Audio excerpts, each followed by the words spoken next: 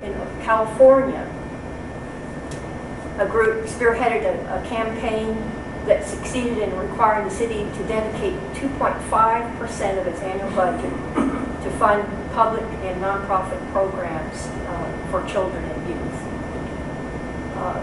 Creating such things as after-school programs, mentoring, job training, teen centers, and so forth. Since that fund was established, there was a 69% drop in juvenile crime in those neighborhoods that were beneficiaries of those funds. What's the theological significance of these groups? Some of them are very, very explicitly faith-based.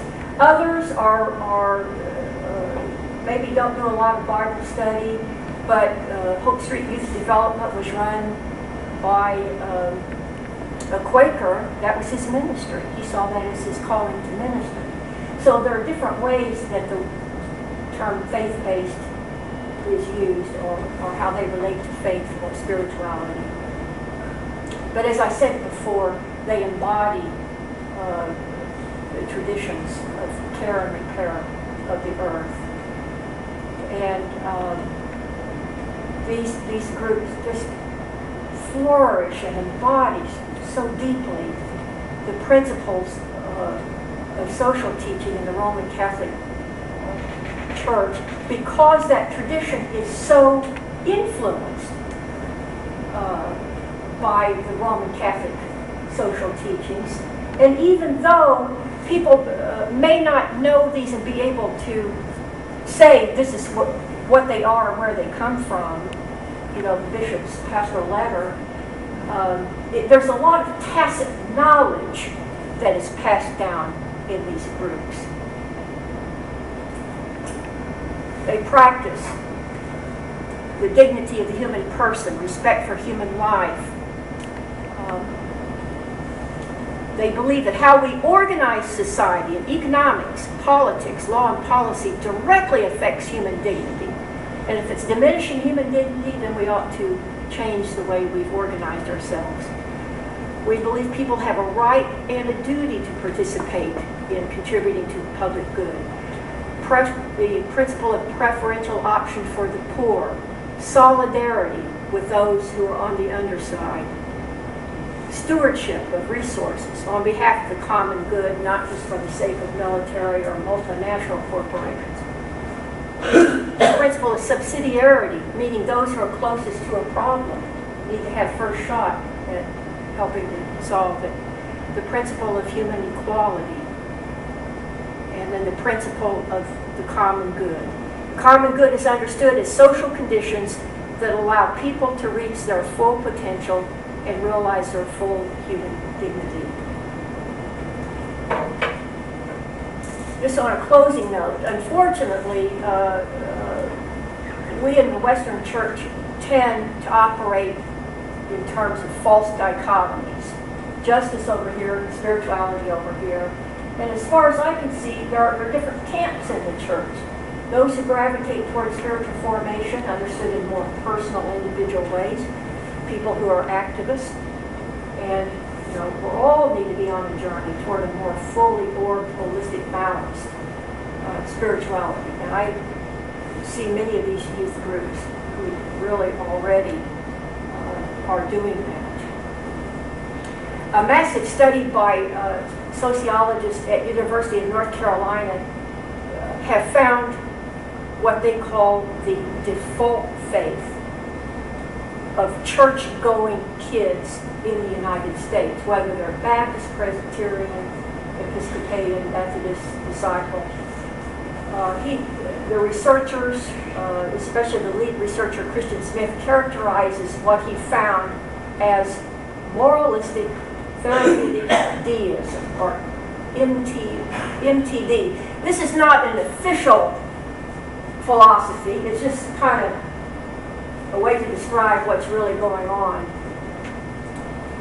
It's religion is therapy.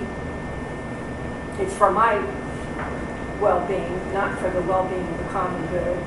It's individualistic and combined with simplistic moral codes like God wants me to be nice, be happy, live, let live, succeed in whatever I try to do, and that's kind of what it means to live a Christian life. In terms of moralistic therapeutic deism, public life, contribution to the public common good has no role to play. The socio-political dimension of faith is left out altogether. So I worry, where are young people getting that? We say young people kind of mimic what they see around them. Are they getting it from their respective houses of worship? And not simply or singularly from the broader culture. And this is the last slide. Dietrich Bonhoeffer, in his monumental ethics, insisted that our faith is not only to be lived out in existential and interpersonal spheres, but also in light of our relationship to institutions. In his view, these institutions are mandated by God to contribute to human flourishing and to the common good. He included labor, economics, politics, government, family, and the church.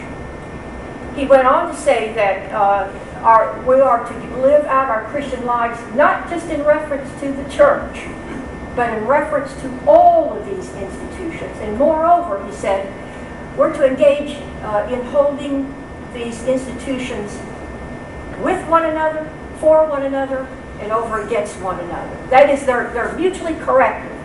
They have to work hand in hand, but they also have to hold each other accountable. I guess another way to divide this up would be between the three sectors of society, the market, government, and then civil society. But any way you name it, faith is lived out in reference to coordinating how these institutions stand with, for, and over against each other. He also linked existential faith and freedom with public emancipatory praxis. He wrote that, and this is so in contrast to the way we think of spiritual formation in many of our programs. He said that the times and places which we are thinking when we set out to speak of formation through the form of Christ are times and places which confront us with concrete problems and set us with concrete tasks and charge us with public responsibility. That's when we're most fully reformed. How we respond and act, individually and collectively, in the face of those situations is the full measure of our formation in the image and likeness of Jesus Christ. In conclusion, these groups are functioning as universities that teach young people the arts of public responsibility, public faith, and I think that we, in the progressive movement, could benefit from looking at both the curriculum and the pedagogical means that they use in